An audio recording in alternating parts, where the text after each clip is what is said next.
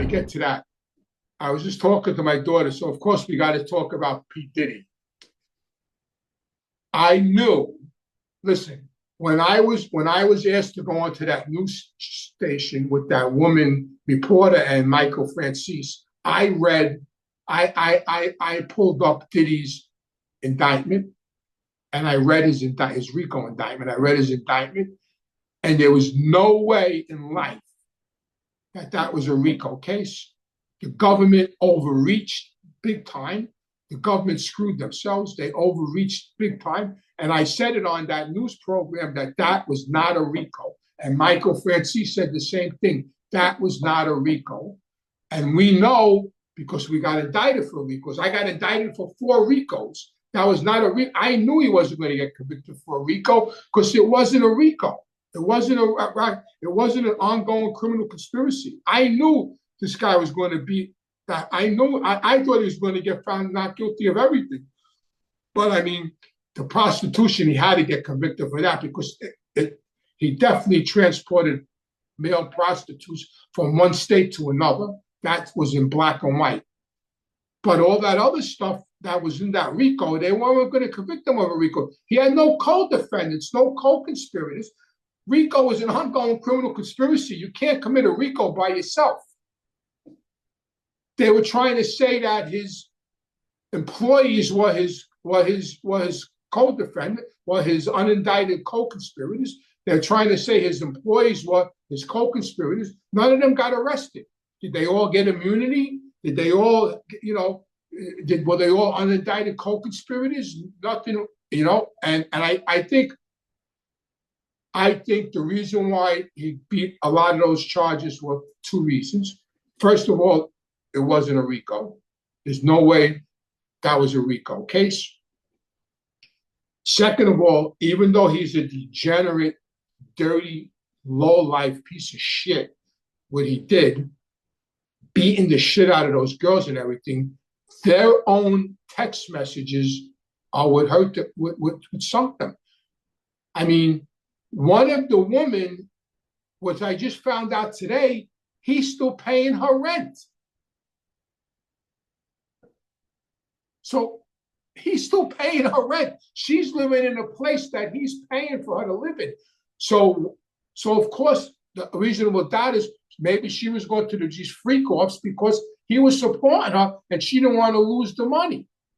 So she kept going. The other girl, his ex-girlfriend, Cassie, whatever her name is, they had text messages from her how much she loved being involved in these freak-offs, and she couldn't wait for the next one. Listen, he should get locked away for the rest of his life for what he did to them girls, beating them and dragging them, and he forced them to do stuff. But I think whether them text messages were true or not, or were written out of fear, it still gave reasonable doubt to the jury. So between that and the RICO, he got found not guilty. But I think that I think, because I just saw the news now, the judge denied him bail. And they set a sentencing date for him for October 3rd. So now he has to lay up till October 3rd to get sentenced. I think that judge, based on them not giving him a bail, is going to bury him he could get 20 years for that conviction. And I think he's going to get 20 years just on the speculation of what he did to them girls, them beating the shit out of them and all that. I still believe that this judge is going to give him 20 years, but it's still not life.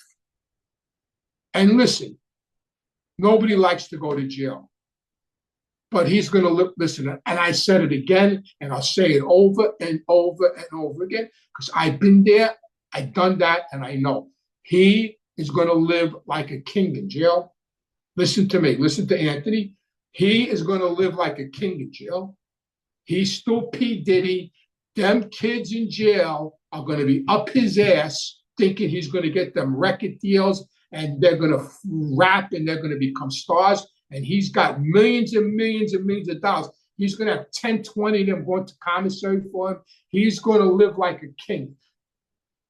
However, you could live in the best you could do in prison is how he's going to do. Nobody's going to abuse him. Nobody's going to bother him. He's going to live like a king in jail. Even though he's an abusive rapo, he's still going to live like a king in jail. Believe me. I don't think he's going to go that route. I don't think he's going to go, because then he might get creeped out. I don't think he's going to go that route.